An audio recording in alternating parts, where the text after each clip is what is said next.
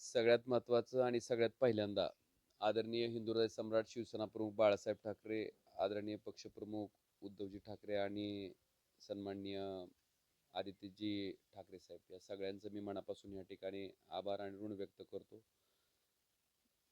सगळ्यात महत्त्वाचं 2009ला मला महाराष्ट्र राज्याच्या विधानसभेत शिवसेना ह्या 4 अक्षरामुळे जाता आलं आणि 2019ला सुद्धा देशाच्या लोकसभेत शिवसेना ह्या 4 अक्षराच्या जोरावरच त्या ठिकाणी गेलो.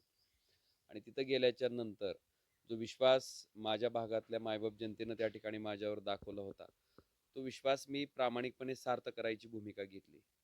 मी त्यावेळेसच्या प्रचारातही म्हणत होतो की ओमराजे हा असा खासदार असेल की फक्त निवडणुकीपुरतंच, मतदानापुरतंच किंवा जोपर्यंत निवडणुकीचा कालावधी तो तिथपर्यंतच दिसणारा आणि नंतर पुन्हा गायब होणारा नसणार आहे.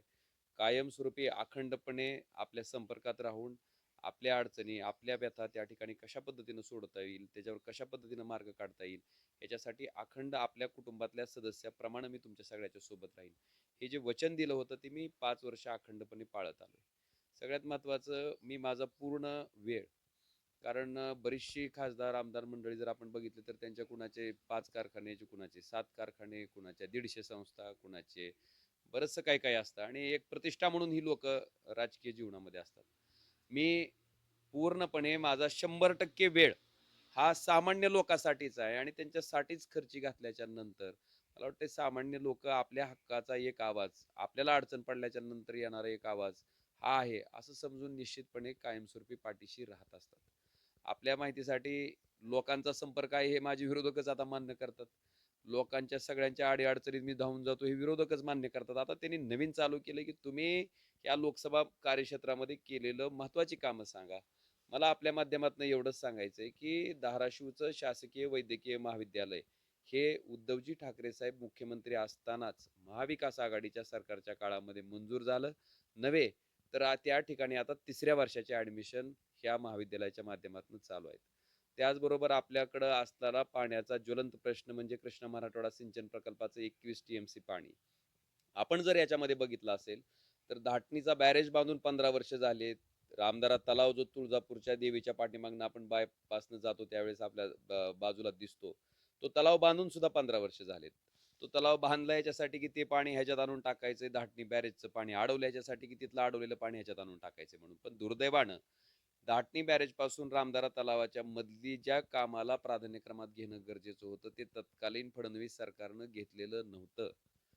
त्याला मधली पाईपलाईन त्याच्यातली तत्सम कामं ही प्राधान्यक्रमात घेण्याचं काम महाविकास आघाडीच्या सरकारच्या कालावधीमध्ये जयंत पाटील साहेब त्या ठिकाणी जलसंपदा मंत्री असताना मी आणि आमदार कैलास पाटील आम्ही दोघांनी मिळून त्या ठिकाणी ही कामं प्राधान्यक्रमात घेतली आणि ह्याच्यासाठी आवश्यक असणारे 1800 कोटी रुपयाची तरतूद सुद्धा महाविकास आघाडीच्या सरकारच्या कालावधीमध्ये त्या ठिकाणी केली, ज्याच्यामुळं येणाऱ्या नजीकच्या भविष्यात ते पाणी आपल्याला या ठिकाणी आलेलं बघायला मिळेल. हे दुसरं काम आपण जर बघितलं असेल तर आपल्या इथं लाईटच्या बाबतीत सगळ्यात मोठी समस्या शेतकऱ्यांची तर RDSSच्या माध्यमातून 1303,70,00,000 रुपयाची कामं ज्याच्या माध्यमातून धाराशिव जिल्ह्यामध्ये त्या ठिकाणी जवळपास 40 नवीन सबस्टेशन होणार आहेत, 38 ॲडिशनल पॉवर ट्रान्सफॉर्मर होणार आहेत. त्याचबरोबर 2250 जे शेतकरी एक एक ट्रान्सफॉर्मर करण्यासाठी फिरतो असे जिल्हाभरातले 2250 ट्रान्सफॉर्मर, 1550 जे 63 ट्रान्सफॉर्मर आहेत ते 100चं करायचं, गावठाण feeder separation, AG feeder separation, 113 नवीन लिंक लाईन टाकून नवीन फिडरचं निर्माण.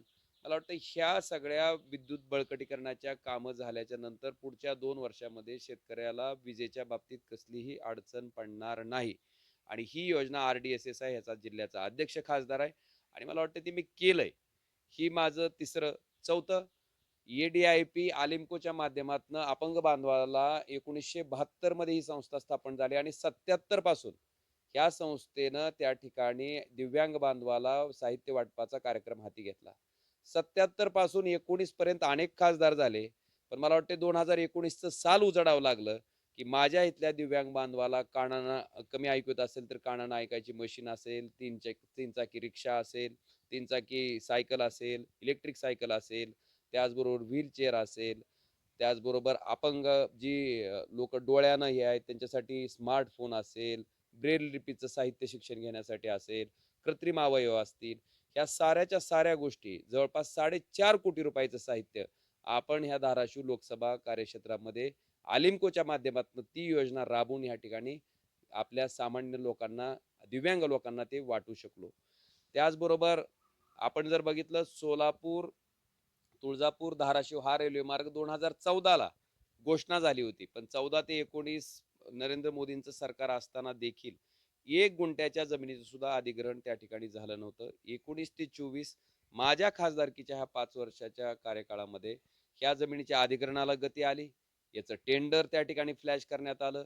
त्याचबरोबर धाराशिवचं रेल्वे स्टेशन आहे, त्याचं आधुनिकीकरण असेल, ह्या गोष्टी असतील. त्याचबरोबर अनेक गाड्यांना जे स्टॉप आवश्यक होते, त्याच्यामध्ये तुमची पनवेल नांदेड जी गाडी आहे तिला बार्शीमध्ये स्टॉपेज असेल, तर रेल्वेचे जिथं जिथं म्हणून काही अडचण असतील, म्हणजे आपल्या स्टेशनवर तर साधे कोच इंडिकेटर सुद्धा नव्हते.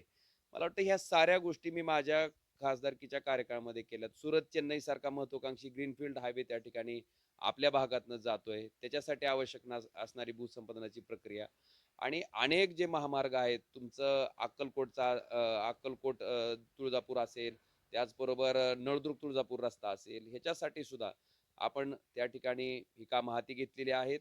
ती प्रगतीपथावर आहेत. पण मी ही कामं का सांगत नाही? कारण शेवटी ही कामं करणं हे माझं कर्तव्य आहे.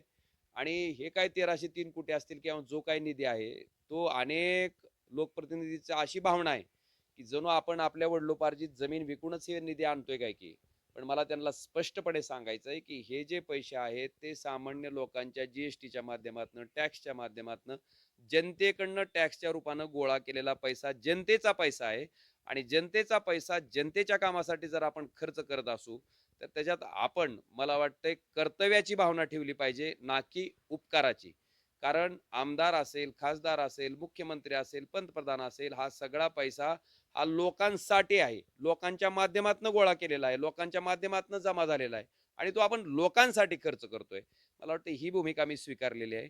म्हणून ह्या कामाचा जास्त उहापोह करत नव्हतो, पण त्यांचा बहुतेक गैरसमज झाला. त्यांनी प्रश्न विचारला, बरं झालं.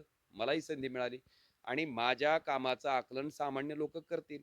मी जर सामान्य माणसाची, एखाद्या शेतकऱ्याची गाय आजारी पडल्याच्या नंतर तिथं डॉक्टरला पोहोचवणं जर माझं महत्त्वाचं काम आहे समजत असेल, तर ह्या जिल्ह्याच्या लोकांच्या भवितव्यावर जी गोष्टी केंद्र सरकार, राज्य सरकारकडनं आल्याच्या नंतर दूरगामी परिणाम करणार आहेत, त्याच्या बाबतीत मी दुर्लक्ष करायचं काही एक कारण नाही. मी तिथं सुद्धा अतिशय ताकदीनं आणि मेहनतीनं त्या ठिकाणी काम करतोय.